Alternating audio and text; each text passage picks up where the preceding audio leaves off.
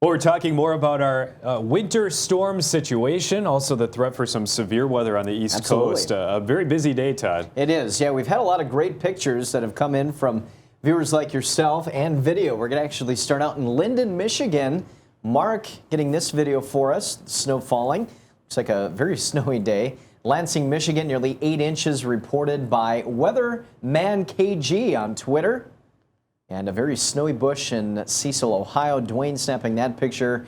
And then a snowy bike from earlier this morning out in Aurora, Illinois. So pretty interesting. Aaron, if you have any pictures, it's pretty easy to head on over to our Facebook page and Weather Nation, where you can find us. But we are going to be talking about that moving into the Northeast with that severe threat, as you alluded to. That's right. Yeah, a very busy day so far. We've already seen Chicago get pummeled with snow, and then we're watching the snow shifting to the Northeast. And of course, as we've mentioned now a couple of times, that severe threat. But I've got a pretty neat thing going on here. How often do you get to interview your own grandmother on television? So Carol Stoser is my grandmother, and hey, Grandma. Hi, Aaron. I talked to you yesterday to warn you about some of the snow. What can you tell me about some of the snow outside right now? Well, actually, I consider this a yay boo situation. Yay, it's really beautiful. Boo, we're really tired of it. Yeah, I can imagine. So tell me something now. So we've been discussing. We want some perspective because you've lived in Chicago your whole life, and I know you grew up on the South Side. What can you tell me about how does this winter compare to some of your other winters you've experienced? Well, this has been pretty brutal, I would say, for a person my age. Getting around made it a little more difficult, and you had to change your appointments or whatever you had going for the day because it was just too snowy to get out.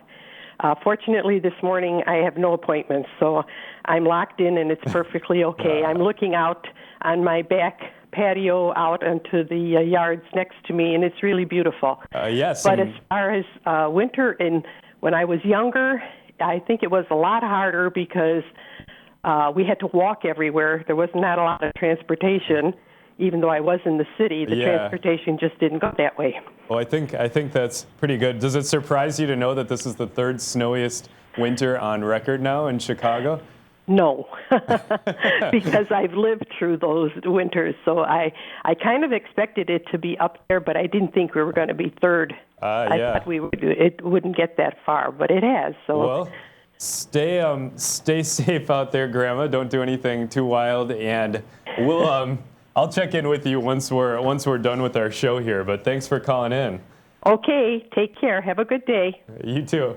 Bye-bye. Oh, great interview, Aaron. Yeah, that was Carol Stoser out of Chicago. Aaron, I liked how you said, "Don't get too wild, Grandma." I could only imagine what your grandma would be you never doing. know. Wild. And I'm also glad you didn't ask her age. No, I mean, good grandsons don't do that, right?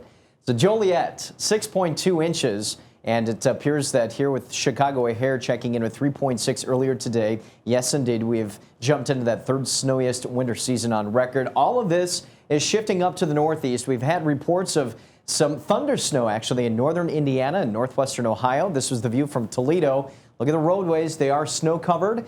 And Notre Dame, Indiana, some snow falling out there as well. And big changes out in St. Louis, Missouri. Yesterday, we were 2 degrees shy of a record high of 85. And today, dropping down to 39. We even had reports of snow early this morning on the backside of that. Very brief, but again, you can see those skies clearing out a little bit. Look at the 24-hour temperature change, down almost 30 degrees from this time yesterday to the far north. Even Dallas now down 11 degrees from this time yesterday. A lot of wind with this particular system.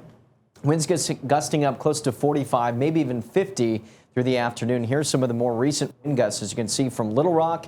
They're at near 30 to Cleveland and even Buffalo, gusting up close to 40 miles per hour. And that's the unfortunate part. Once you get into the eastern Great Lakes region, we're talking about significant snowfall and some very strong winds. This is the view from Rochester earlier today. You can see those reduced visibilities. And Jamestown kind of making that switch over from rain to snow. And again, we are talking about those blizzard warning conditions until early tomorrow. We will talk about, of course, that severe weather threat shaping up from, say, D.C. down into north central North Carolina later on this afternoon.